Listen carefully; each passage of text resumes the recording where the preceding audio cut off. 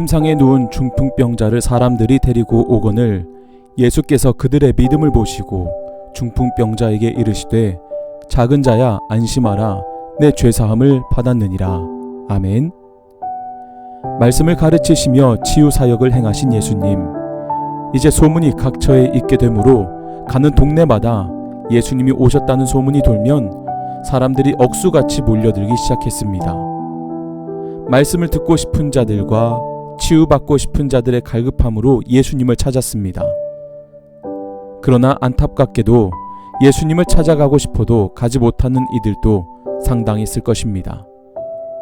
당시에는 의료기술이 발달하지 않았고 뿐만 아니라 가난한 동네는 어떤 치료도 받지 못하는 상황이었기 때문에 예수님을 찾아갈 수 있는 어떤 몸 상태나 컨디션이 되지 않았습니다. 그래서 예수님의 소문은 들었지만 가지 못하는 이들 역시 많았을 것입니다. 그러나 그 중에서도 주변 믿음의 사람들의 도움으로 인해 예수님께로 나와 치유받은 이들도 있었습니다. 대표적으로 오늘 본문에 등장하는 중풍병자입니다. 이 중풍병자는 제대로 걷지 못하였던 것 같습니다. 예수님께로 스스로 나아갈 수 없을 정도의 아주 심각한 상태였을 것입니다. 하지만 이때 주변 사람들이 이 중풍병자를 침상에 눕혀 데려옵니다.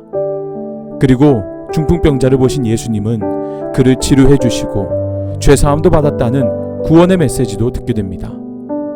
그렇다면 예수님께서 그를 치료해 주시고 죄사함 받았다는 선포까지 할 수 있었던 가장 큰 이유가 무엇입니까?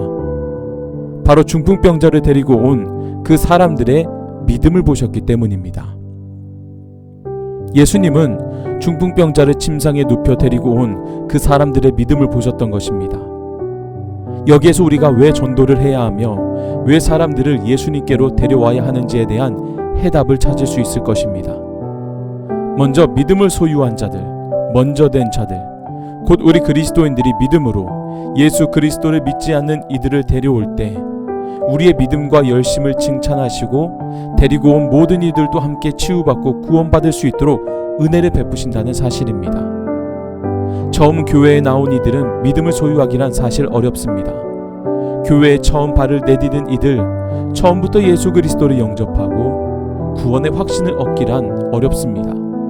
그럼에도 하나님은 당신을 찾아온 이들에게 죄사함의 은혜를 베푸시는 가장 큰 이유는 바로 이들을 데리고 온 먼저 된 그 성도들의 믿음을 바라보시기 때문입니다. 사랑하는 여러분, 그렇기 때문에 먼저 그리스도인들이 된 우리가 올바른 믿음을 소유해야 합니다.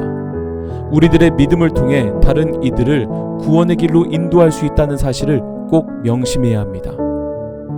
그래서 흔들리지 않는 믿음, 오늘 하루도 하나님께 참 기쁨이 되도록 올바른 믿음으로 승리하는 오늘 저와 여러분 우리 모두가 될 수 있기를 주님의 이름으로 간절히 축복합니다.